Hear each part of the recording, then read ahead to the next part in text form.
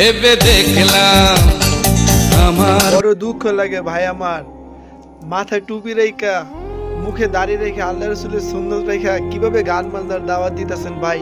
এই নেট দুনিয়ায় ভাইরাল হওয়ার জন্য কালেমার দাওয়াত দিনের দাওয়াত না দিয়ে কি করে পারলেন ভাই মাথায় টুপি রেখা মুখে দাঁড়িয়ে রেখা গান বাজনার দাওয়াত দিতে? এটা পারলেন ভাই? আল্লাহ রসুলের কাছে কোন মুখ নিয়ে যাবেন, কোন মুখ নিয়ে যাবেন?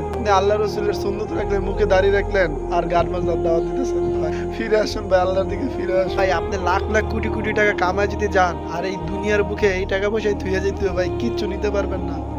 আপনি কোন সাহসে মাথায় টুপি রেখে মুখে দাঁড়িয়ে রেখে সুন্নতি লেবাস রেখা গান বাজনা দাওয়াত উম্মতি মুহাম্মদী ভাই ও বোনেদের কাছে দিতেছেন?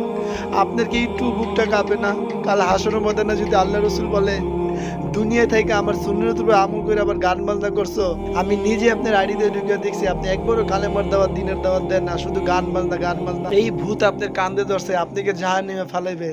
যতই মাথায় টুপি মুখে দাঁড়িয়ে থাকে, যদি আমল না করেন কোনো লাভ নাই।